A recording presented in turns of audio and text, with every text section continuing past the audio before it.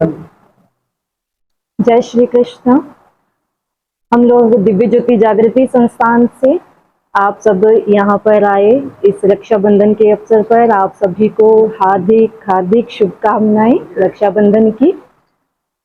ये बंधन रक्षाबंधन जो है, ये त्योहार जो है हमारे इस भारत देश के अंदर एक भाई बहन का त्योहार है, जिसे रक्षा सूत्र भी कहा जाता है कि भाई अपनी बहन की रक्षा के लिए बहन उनकी कलाई पर ये राखी बंधन, ये रक्षाबंधन, ये सूत्र बांधती है।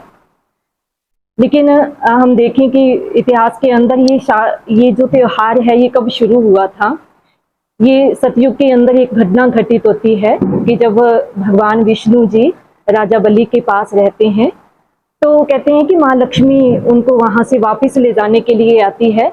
तो वहीं से ही इस त्योहार की शुरुआत हुई थी कि माँ लक्ष्मी ने राजा बलि की कलाई पर ही ये रक्षा सूत्र बांधा था, ये बंधन बांधा था, कि जिसके कारण उन्होंने उनको अपना भाई बनाकर उनसे ये इस रक्षा बंधन के सूत्र इस त्योहार के अंदर एक तोहफे के रूप में उनसे उन्होंने अपने प्रभु भगवान विष्णु जी को वापिस अपने साथ वो यहाँ से अपने लोक ले गए थे। लेकिन हम देखें कि ये जो है रक्षा सूत्र, इसका मतलब है दूसरे की रक्षा करना। लेकिन हम अगर शास्त्रों की बात करें, धार्मिक ग्रंथों की बात करें और बाहरी संसार की बात करें, तो बाहरी संसार के अंदर एक भाई अपनी बहन की रक्षा कब कर सकता है? जब तक वो उसके साथ है वो तब तक उनकी रक्षा कर सकता है।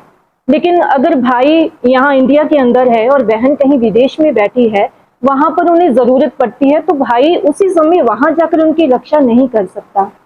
लेकिन आज हम यहाँ पर भगवान के दरबार में, सतगुरु के दरबार में आए हैं और यहाँ पर हम यही कहना चाहेंगे कि हमारा सबसे अच्छा जो रक्षक है इस संसार के अंदर, वो भगवान है, वो ईश्वर है। उनके सिवा कोई हमारा अच्छा रक्षक नहीं हो सकता, क्योंकि ईश्वर हमारे हर पल हमारे साथ रहते हैं और जहाँ कभी भी हमें जरूरत पड़ती है वो वहीं पर हमारी रक्षा भी करते हैं और हमें हर समस्या, हर दुविधा से बाहर निकालते हैं। जैसे कि द्रौपदी के साथ हुआ द्वापर युग के अंदर, कि जिस समय द्रौपदी को भरी सभा के अंदर जरूरत थी, उस समय उनके अपने बहुत सारे वहां पर बैठे थे, लेकिन कोई भी रक्षा करने के लिए खड़ा नहीं हुआ।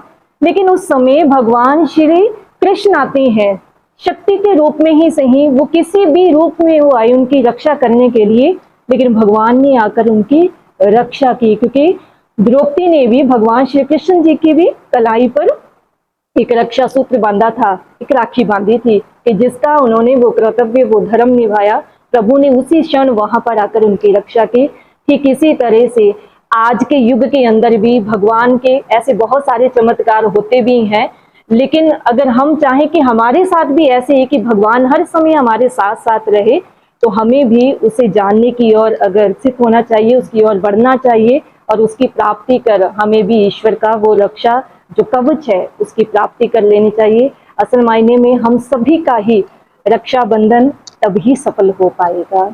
जय श्री कृष्ण। तो क्या संदेश देना चाहेंगे आपको जनाब?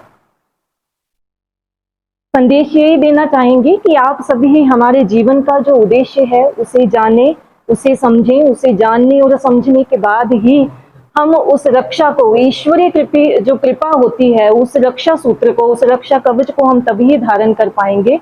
और उसके लिए मैं तो इतना ही कहना चाहूंगी कि मैंने वो रक्षा सूत्र प्राप्त किया, वो रक्षा कवच को प्राप्त किया अपने गुरुदेव दिव्य ज्योति जागृति संस्थान के संचालक एवं संस्थापक गुरुदेव सर्व श्री आशुतोष महाराज जी, उनकी कृपा से मैंने अपने घट में ईश्वर को जाना, उसे देखा और उस रक्षा कवच को प्राप्त किया, जिससे कि मैं हर वक्त उनकी उस कृपा को, उनकी उस दया को महसूस करती हूँ, उन्हें अपने हर पल अपने आसपास महसूस करती हूँ। मात्र मैं ही नहीं हूँ, गुरु महाराज जी के लाखों गृहस्थ शिष्य हैं, बेटियां हैं, बहनें हैं, माताएं हैं, जो बिल्कुल ही इस संसार के अंदर निधड़क घूम रही हैं, अपना कार्य कर रही हैं, अपनी जिम्मेदारियां निभा रही हैं, क्योंकि वो भी हर पल उस प्रभु की, ईश्वर की उस सुरक्षा कवच को महसूस कर रही हैं। उनकी शक्ति, उनकी दया के साथ ही वो इस संसार के अंदर घूम पा रही हैं। तो इसलिए मैं यही संदेश दूंगी कि आप सब भी, जैसे अभी आप ही के ही शहर सिरसा के अंदर हमारी संस्थान की ओर से 7 दिवसीय श्रीमद् भागवत कथा होने जा रही है।